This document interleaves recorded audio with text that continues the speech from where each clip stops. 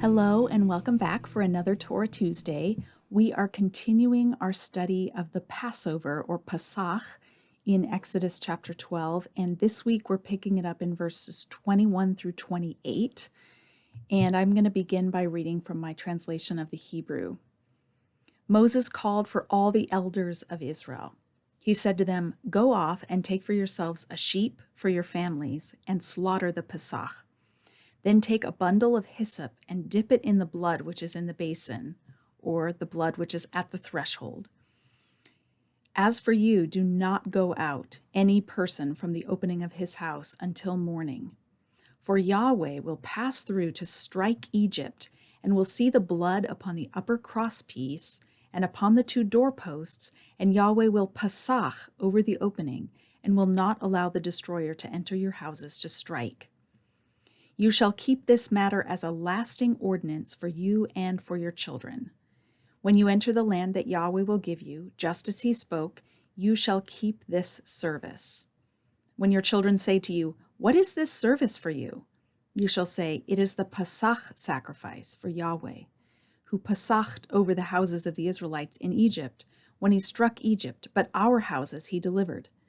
So the people knelt down and bowed. The Israelites went and did just as Yahweh commanded Moses and Aaron, so they did." All right, so here we are, still smack dab in the middle of some ritual instructions. And last week we talked about how this chapter is structured to first, in verses 1 through 20, address Moses and Aaron. God addresses Moses and Aaron. And then verses 21 through 27, or 28 we have, is where Moses addresses the Israelite elders. Verse 28 is the narrative conclusion of this whole scene. So we're in this address of Moses to the Israelite elders. And the first question that I wondered about when I came to this passage, the first question I asked is, could the elders include women? Or are the elders men? Who are the elders? What qualifies someone to be an elder in this passage? And it's interesting that the Hebrew word zaken, although it usually designates men, sometimes is used to describe women. So, for example, in Genesis 18, verses 11 through 13, zaken refers to both Abraham and Sarah. And in Exodus 10, verse 9, it seems to be gender neutral because it refers to the elders and their children. And if it had said the elders and their wives and the children, then it would be clear that the elders were just men. But here, since it doesn't mention their wives, it seems like it's probably including both men and women. So that's evidence on the one side that could indicate that the elders of Israel included women. But as we see in Exodus 18, verse 21, only men are designated as judges over Israel. So I'm not trying to solve here some cosmic question of gender roles in church or anything. I'm just wondering who's in this scene. And I definitely don't want to take the title elder from Exodus 12 and import it into a New Testament text necessarily. But I think these questions are worth asking. To whom does this word refer? In verse 22, we have a kind of recipe or step-by-step ritual for how to celebrate the Passover. It involves a plant called hyssop, which some commentators think is marjoram, which is a spice that's often used today. It's interesting to note that hyssop is used in several ritual texts in ritual ways, and it seems to be associated with purification. So in Leviticus 14, verses 4 through 6, hyssop is used for ceremonial cleansing. Later in that same chapter, it's used for house purification. It's like dipped in blood and then sprinkled. Numbers 19:18 uses hyssop in the process of purification of people and places after contact with dead bodies. So hyssop is often an ingredient in ritual texts. It isn't entirely clear how the blood is functioning or what the blood is for in this passage. It does seem to have a protective quality, so to paint it on the doorpost is to protect the house from death, but it may also have a purifying sense. And that comes in part from the use of hyssop, which is used in these other purification rituals, but also because this text has parallels to the priestly consecration texts in Exodus 29 and in Leviticus 8. So it involves the sprinkling of blood, just as those with those texts, and it includes the requirement not to leave the premises for the duration of the ritual. And so it's possible that the blood on the doorpost is somehow purifying the contents of the house. There's an interesting interpretive conundrum in verse 22 regarding the blood that is in the bowl or the blood that is at the threshold. The Hebrew word saf could be translated either way, either as bowl or as threshold. Those two do not seem very closely related, but interestingly, the word can be used either way, sometimes in the same text, in close proximity to each other. There's one instance of saf that means threshold and another that means bowl. So two examples I'll cite is 1 Kings 7:5 has it meaning bowl. 2 Kings 12:10 has it meaning threshold. In Jeremiah 52:19, it means bowl, but in Jeremiah 52:24, it means threshold. So in close proximity, we have the word with a flexible meaning could designate one or the other. We have words like this in English, like the word trunk could be the front of an elephant or the back of a car, or it could be the center section of a human person. Or a container for carrying things like a chest. So the word trunk has completely different meanings that don't seem related in English. They're homophones. And saf is similar. It can mean bowl or it can mean threshold.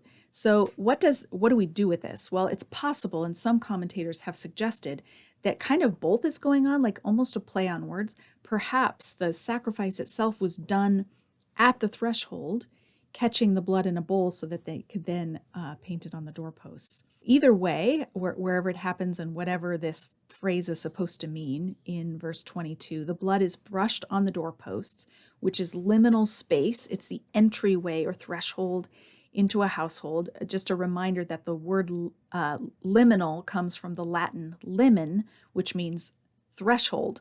So they're at the threshold of the house in liminal space, and they're performing this ritual at twilight, which is liminal time, if you will. It's between day and night. And so this is an appropriate place to mark the passage of time into a kind of danger zone where Yahweh is going to protect them. There is one possible Egyptian background that I came across as I was researching for my commentary on this chapter. I'm not sure what to make of this, but Kasia Szpakowska is a scholar who's worked on daily life in ancient Egypt, focusing on the town of Lahun, which is south of where the Israelites lived. It's some distance away, but it's a similar time frame. And this scholar says that Egyptians in Lahun painted their doors red for protection against evil, like demonic spirits entering their homes. So it's possible that that protective element was part of the logic of what the Israelites were doing. That is to say, if this is appropriate background for this text, that Yahweh is using a symbol that already meant something in that context, and he's telling them how to achieve that ritual symbol, and so that he will respond. Another interesting word in this text is touch. They're to touch the blood to the doorposts, and that's the Hebrew word nagat. And nagat has ritual significance in the Hebrew Bible. So in chapter 4, verse 25 of Exodus, Zipporah nagas the foreskin of her son to someone's feet. If you want more on that story, I have a nice series earlier in Torah Tuesday back several months ago where you can explore what's actually going on in that text. But the touching is part of the ritual. In chapter 19, verses 12 and 13, they're told not to touch the mountain, not to naga the mountain. And in 29:37, there are instructions about touching holy things, consecrated things, again, using the word naga.